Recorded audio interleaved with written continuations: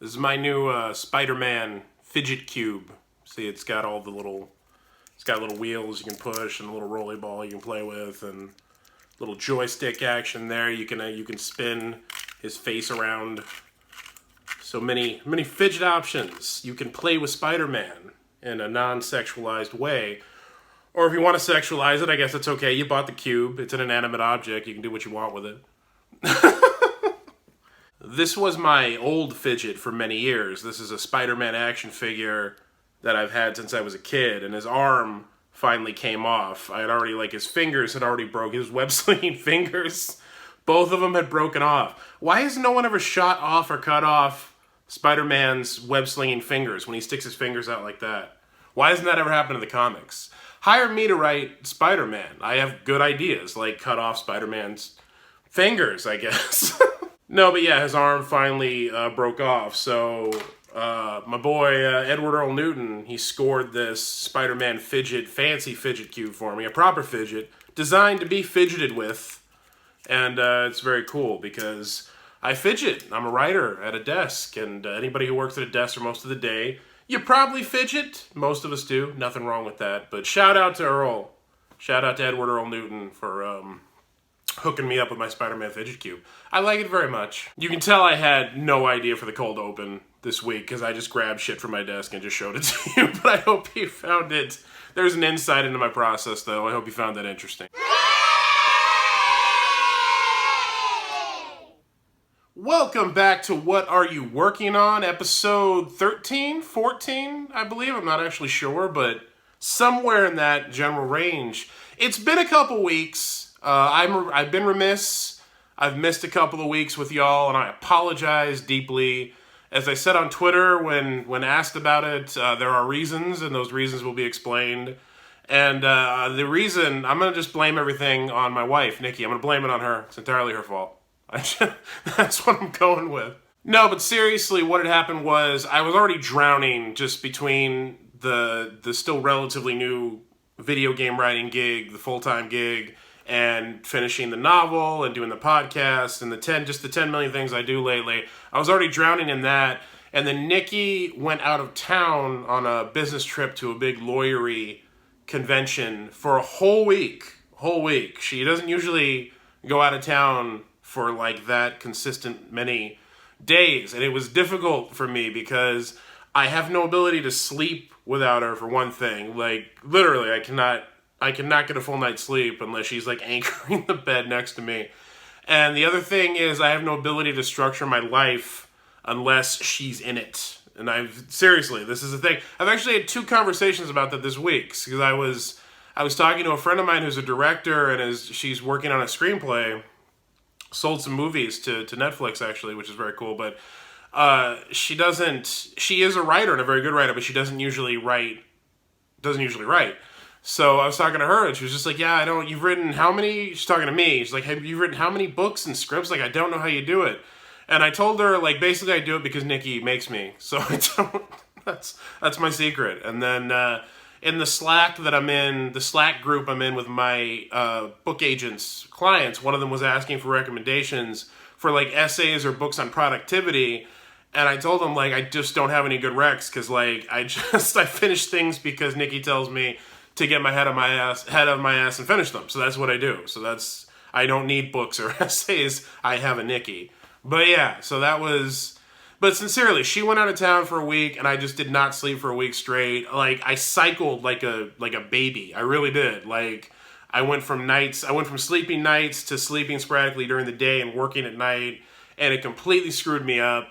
And that, coupled with just trying to stay on top of everything that I've been drowning in lately, I just was in no mental state to do a video. So I will ask her indulgence on that front. So yeah, that's what happened. It's nothing more complicated than that. I was busy, and then I wasn't sleeping, and I was cranky because I wasn't sleeping and because Nikki was gone, and I prefer it when she's here.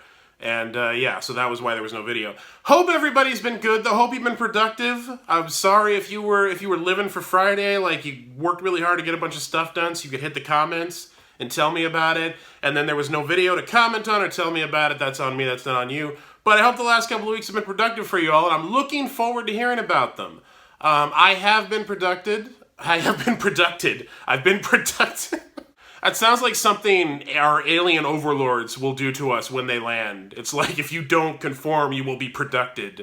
I don't even know what I'm saying. So yeah, I am writing things that are actually going to be in a AAA video game, which is just bananas. It's absolutely bananas. Again, I can't really talk about like what and which game, but I am writing things that you're gonna, if you play this game when it comes out, things I have written will be in it. And that really blows my mind. That was like a big bucket list item. In fact, I literally, like, let me find, hold on. I got my little spiral notebook here. I'm like a high school kid, I still use a spiral notebook to keep track of things and write ideas in. No, but I literally reordered my bucket list because I had to take write for video games off of it. And that's my new bucket list. You can pause the video and read it if you want to. I posted it. There's no way I can say it where that sounds right. There's no way. I posted it. I'm doing the ed twice on the end of the word. That's what I'm doing, isn't it? I posted it. There it is. But yeah, I posted it on Twitter. If you're interested in that. But that's such a cool thing to me, and I wish I could tell you all more details about it. But that's the overview of it. After, being a month and a half, maybe 6 weeks, 7 weeks with the company, and getting up to speed and just doing admin things, I'm finally working on a bunch of stuff that I know for sure is actually going to be in the game, and that's wow. As for the novel, as for Savage Bounty, second book in my Savage series, first book of which is coming out next spring. Last chapter and a half, man. I had hoped to finish it. I am having real trouble with tenses today, apparently. I had hoped to have... I can't do it. I don't know what the problem is.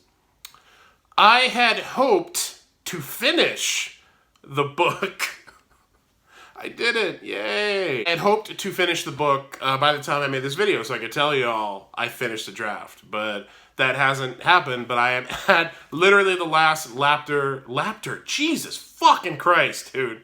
I apologize. You can see the remnants of everything I was talking about earlier, like, in me right now. I still haven't fully recovered from spending a week without my wife. But yeah, I've made it to finale denouement, as they say, which I used to pronounce as denouement because I'd never heard the word spoken before. I'd only seen it written. And I don't remember when I finally outed myself on that front, but it was embarrassing. I can guarantee you that. So yeah, last chapter and a half, very exciting. Gonna finish it up, go give it a pass through to make sure everything's there and clean it up, and then it's going to the agent, going to the editor, and on to the next. I also sketched a map of my imaginary world for this epic fantasy trilogy that I'm kicking off next year. I always wanted to have one of those fancy maps for one of my books, and I'm very excited about that. I actually don't know if it'll end up happening. Because I asked my editor, I'm like, are we going to have a map for the book? And she was like, oh, that's a cool idea. Why don't you sketch one and we'll see what we can do. So maybe there will be a map, maybe there won't be a map in the book when you buy it. But I've sketched one. And if they don't put it in the book, I'll post it online or something. But that's the thing I did. I still need to write like the dedication and the acknowledgements too. So work to be done, but the lion's share has been put away and I'm very excited about that and excited to move on to the third book in the series, which I will have to do immediately following finishing the second book, because that's the life of an author, at least a marginal SFF author who has to write series to make money, because we can't Thomas Harris that shit. You don't just write a book and then dine off it for 20 years. I'm not bitter. More power to the dude. I recorded more episodes of Ditch Diggers last week, my Hugo Award-winning podcast that I do with Mur Lafferty, and was supposed to record this week, but one day it was Mur's Bananas Life, the next day it was mine, and we couldn't get it together, so we rescheduled for Monday. But new episodes have come out of that and are coming out of that, so go check that out and subscribe if you haven't. We talk about all the things that relate to being a freelance writer in this helter-skelter, ramshackle world of ours, in every medium, whether you're an author, whether you write articles, whether you're a screenwriter, comic book writer.